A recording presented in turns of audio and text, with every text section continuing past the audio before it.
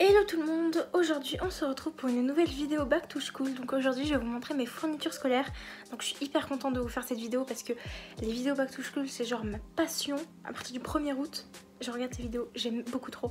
Donc du coup là je vais vous présenter mes petites fournitures scolaires, je vais vous dire où je les ai achetées. Il y en a quelques-unes qui proviennent de Shein, mais juste 2-3 que j'ai achetées parce que ça coûtait vraiment pas cher. Sur Shein il me semble que c'est genre 1 € à peu près quasiment toutes les fournitures scolaires, donc du coup bah c'est plutôt rentable. Donc déjà on va commencer par les trucs un peu sans intérêt que j'ai acheté en plus, genre que j'ai acheté des lots en fait, et après je vous montrerai ma trousse. Donc déjà j'ai acheté des petits critériums comme ça, donc qui sont colorés, ça c'est bien. J'ai jamais de critérium, j'utilise toujours des crayons de papier. En fait je déteste les crayons de papier, dites-moi si je suis la seule en commentaire à détester ces trucs là, je trouve que ça fait moche, ça écrit mal, enfin j'aime pas.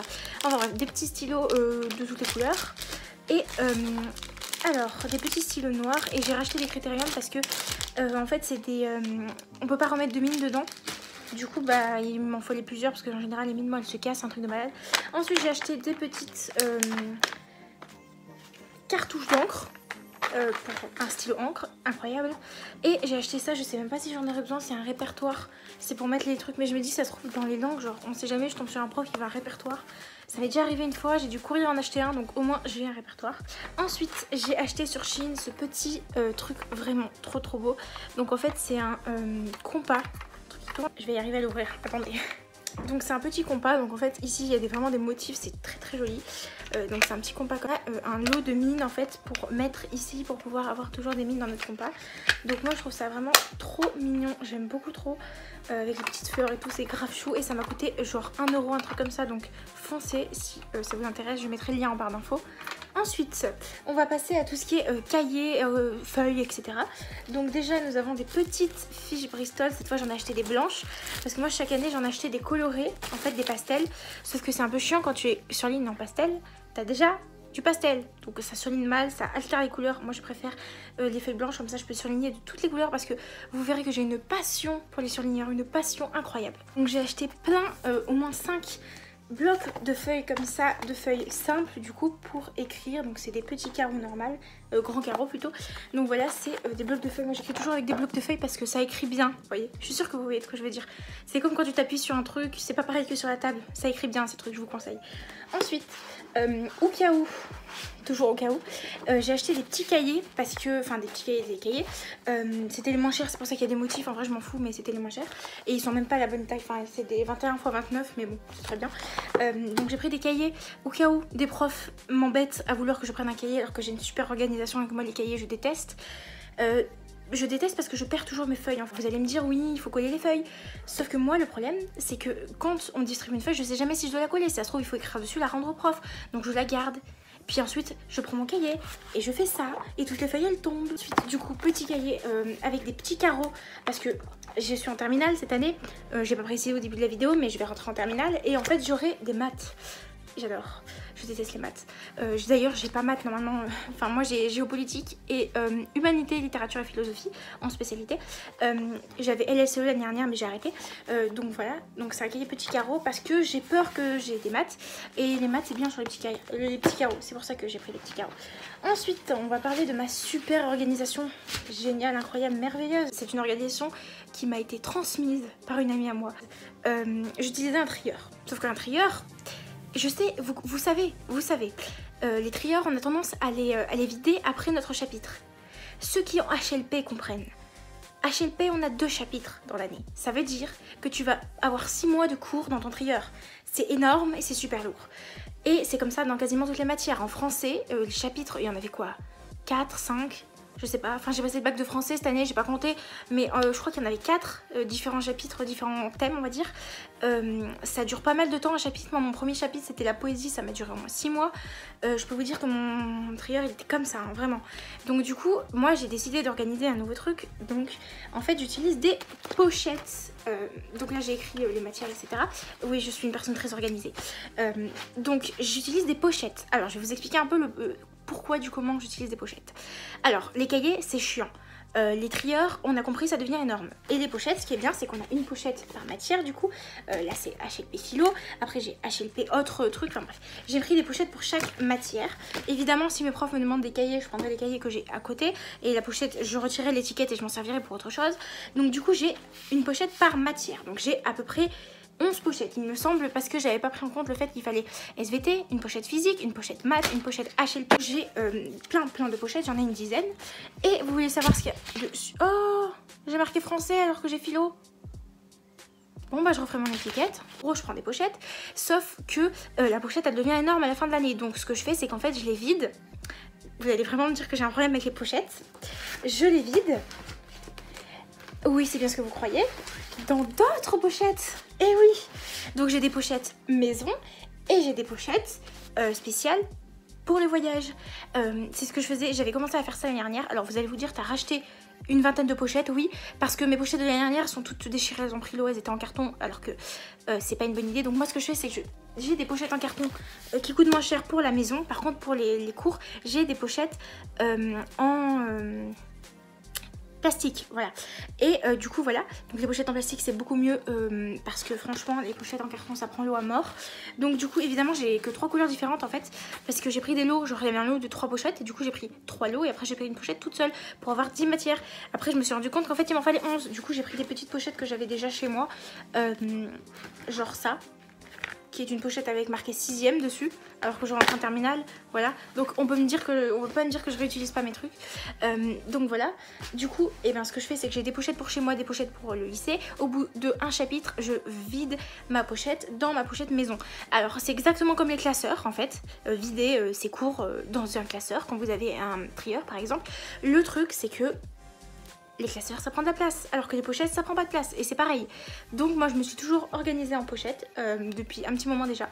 Donc du coup c'est génial, j'adore cette organisation, faites comme moi. Ça c'était plus ce qui concerne mon organisation. Donc maintenant on va passer aux trucs les plus intéressants, c'est-à-dire l'agenda. Ça intéresse toujours plein de gens. Donc moi c'est un agenda violet, basique, normal, sans dessin, sans motif. Un agenda journalier, moi je préfère les semainiers, mais en ce moment je sais pas si vous êtes d'accord, mais dans les magasins mais il y a rien du tout. Moi j'ai fait mes fournitures à Leclerc, mais c'était, il y avait rien, il y avait que des agendas journaliers. Il y avait un semainier, c'était un semainier comme ça, genre lundi, mardi, mercredi, jeudi. Et moi ce qui m'intéresse c'est lundi, mardi, mercredi, jeudi, vendredi, samedi. Enfin bref, vous voyez, c'est un agenda, c'est pas la même organisation à l'intérieur, et du coup c'était pas ce que je voulais. Donc moi j'ai pris un agenda journalier, j'en ai pris un basique normal violet très mignon, c'est Clairefontaine, mais ça on s'en fout un petit peu. Donc voilà, nous allons passer à un truc génial, les surligneurs. Donc j'ai acheté ce lot de 23 surligneurs. Donc vous allez me dire ça va servir à quoi? Et bien en fait ce que je fais, là vous allez vraiment me prendre pour une folle, je prends à peu près 6-7 surligneurs dans ma trousse, et régulièrement, je dirais une fois toutes les 2 semaines, je change les couleurs. Comme ça moi je teste tous les surligneurs, et cette technique ça m'a permis de pas trop user mes surligneurs. Et du coup là j'en ai racheté, mais il faut savoir que ceux que j'avais, je les avais depuis 2-3 ans il me semble, donc ça m'a permis de les garder très longtemps parce que je changeais souvent. Du coup voilà, donc là c'est un peu le lot de surligneurs, je l'ai payé sur Amazon, ça m'a coûté 23 €, donc je trouve ça plutôt rentable et plutôt cool. Donc là je vais prendre les surligneurs que j'ai choisi d'utiliser en premier. J'ai choisi les surligneurs que j'ai envie d'utiliser, et c'est ceux-là. Donc c'est vraiment tous les surligneurs qui sont pas trouvables en magasin, en tout cas pas dans mes magasins moi. Donc c'est les surligneurs qui ne sont pas des couleurs qu'on a dans les surligneurs pastel ou dans les surligneurs fluo. En fait même cette couleur n'est pas un rose normal, c'est un rose différent on va dire du rose fluo de base, et cette couleur non plus c'est pas un vert normal. C'est des couleurs qu'on trouve pas trop souvent en magasin, donc comme ça m'a permis d'avoir tous les pastels, tous les fluos et tous les spéciaux on va dire. Donc c'est les couleurs que j'ai décidé de prendre. Donc je vais les ranger tous dans ma trousse, et oui ça rentre parce que j'adore les grandes trousses que je remplis au maximum. D'ailleurs quand vous allez la voir vous allez sans doute prendre peur, c'est possible. C'est une trousse que j'ai achetée sur Shein, et voilà ma trousse. Donc elle fait littéralement ma taille, tu vois, je la mets devant, on ne voit plus. C'est une énorme trousse, elle fait ma main, genre vraiment elle est immense. Donc il y a des petites fleurs trop mignonnes. Donc c'est une trousse qui vient de chez Shein. Elle m'a coûté 1 €, même pas. Elle est transparente, j'aime bien parce que moi j'ai tellement de trucs que je trouve jamais ce que je veux. Donc au moins on fait la petite recherche. Si je veux une gomme elle est là, ça c'est là. Enfin bref, je fais une petite recherche. Donc du coup je vais tout vider pour votre plus grand plaisir.